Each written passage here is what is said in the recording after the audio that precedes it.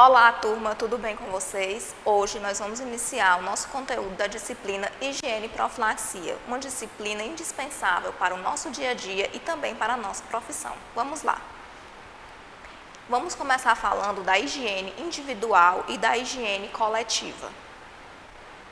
Muitas pessoas acreditam que para ter saúde basta manter uma boa alimentação e evitar os vícios que afetam o nosso organismo, mas enganam-se.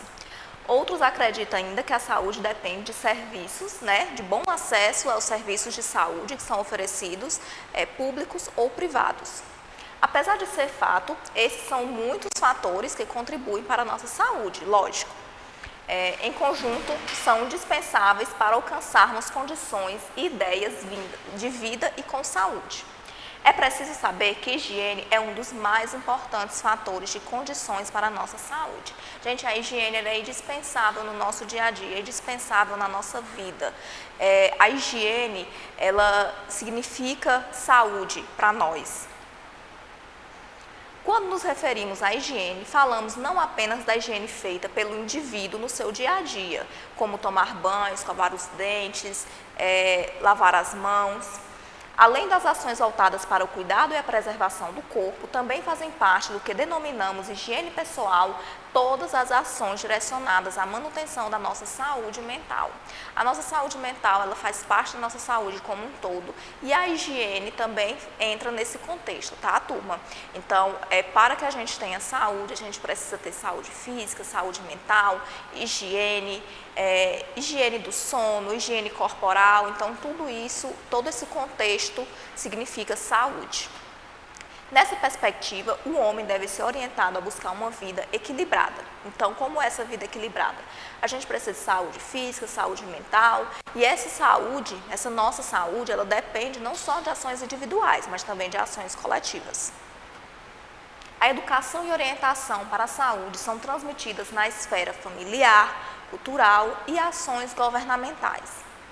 O conceito de higiene deve, assim, incorporar não apenas a dimensão pessoal, mas, e sobretudo, a dimensão social, o meio em que vivemos, Nessa perspectiva, inclui necessariamente os fatores econômicos e políticos, pondo em pauta a questão de responsabilidade governamental. A gente sabe que no nosso meio, na nossa sociedade, é necessário que haja muitas políticas voltadas para a nossa saúde, muitas políticas governamentais voltadas para isso.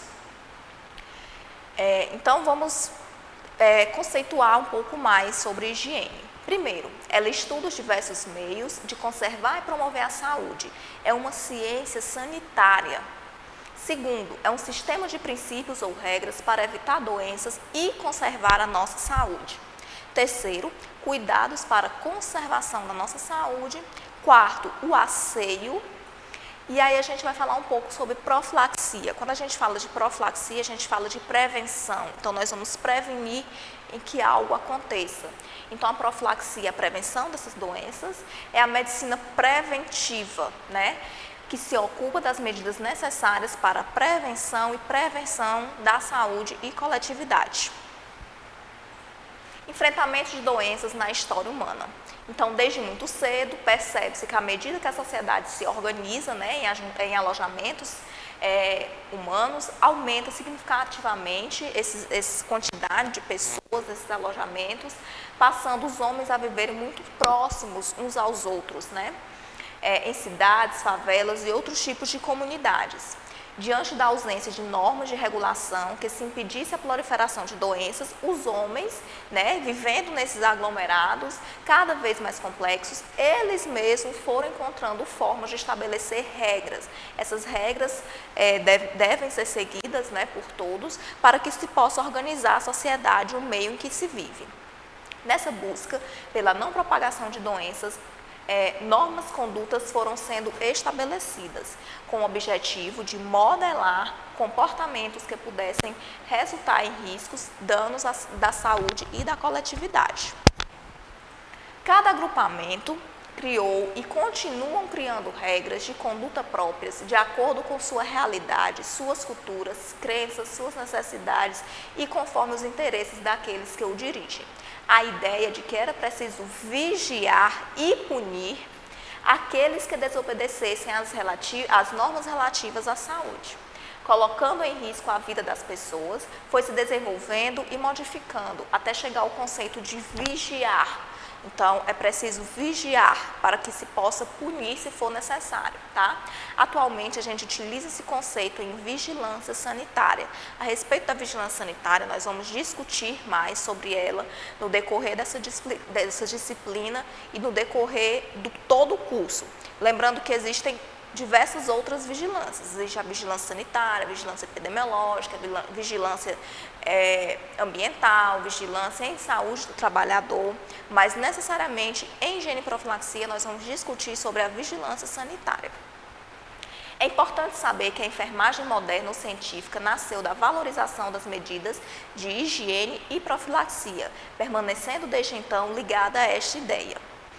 Dessa forma, para que se possa orientar as pessoas adequadamente, é importante que vocês, técnicos de enfermagem, conheçam as formas de prevenção e de propagação dessas doenças, bem como sua sintomatologia e suas formas de tratamento. Então, nós vamos falar um pouquinho aí, né, da nossa percussora da enfermagem, que foi Florence. Creio que vocês todos já tenham ouvido falar de Florence. E ela traz consigo uma teoria muito importante até os dias de hoje, que é a teoria ambientalista. E agora nós vamos falar um pouco sobre ela. A teoria ambientalista, para Florence, o primeiro e mais importante princípio norteador, orientador das ações dos profissionais de enfermagem. Então, do que se tratava essa teoria ambientalista? Conservar o ar em que o doente respira tão puro quanto o ar exterior. Então, o ar que o ambiente respira precisa ser um ar puro, um ar limpo, tá? Sem deixá-lo sentir frio. Ela afirmava também que nada mais teria valor se esse princípio fosse desconsiderado. Então, ela quer dizer que se o ambiente não estivesse limpo, se o ar não estivesse puro, não adiantaria, o doente não iria se recuperar da sua enfermidade. E ela estava certa. Florence referia-se não somente ao valor da higiene e da profilaxia, mas à necessidade de nós, profissionais de enfermagem, observarem regras e princípios que melhor preservassem e conservassem a saúde, de modo a evitar o aparecimento de doenças, tanto para tratar aquele doente, quanto para evitar que aquele doente adoecesse de mais alguma doença ali naquele ambiente que ele estava. Fazendo alusão às condições sanitárias das residências, destacou 5 pontos que considerava essenciais para assegurar a higiene das habitações. São eles: o ar puro, a água pura, a rede de esgoto eficiente, a limpeza e a iluminação. Então, Florence considerou esses 5 elementos aí indispensáveis para uma boa higiene, para que se mantenha a saúde do indivíduo. Muitas doenças são transmitidas quando um desses 5 pontos, né, não é observado ou considerado.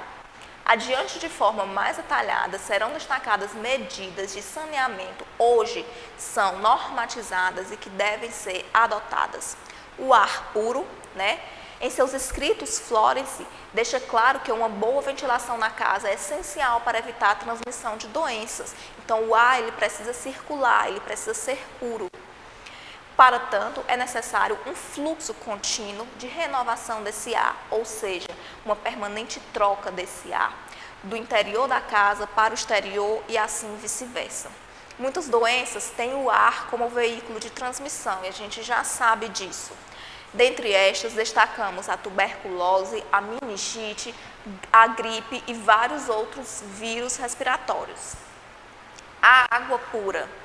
Pela água, muitas doenças podem ser transmitidas e a gente também já sabe disso. São as chamadas doenças de veiculação hídrica, né? Porque elas são transmitidas pela água. Nesse caso, a água serve de meio de transporte, né, para o agente causador da doença, que em geral é eliminado pelo próprio homem, tá? através de seus dejetos, então através das fezes e das urinas, ou por poluentes químicos. Existem 3 formas básicas pelas quais esses agentes podem atingir o homem, tá? Então é pela ingestão direta da água, a água contaminada, pelo contato da água com pele e com mucosas, essa água também contaminada, e pelo uso de irrigação com água contaminada nos plantios, tá? Muitas são as doenças transmitidas pela ingestão de água contaminada, e as que são mais destacadas são as hepatite A e a hepatite E. Elas têm ligação direta com a água contaminada, com a ingestão dessa água, e a giardíase.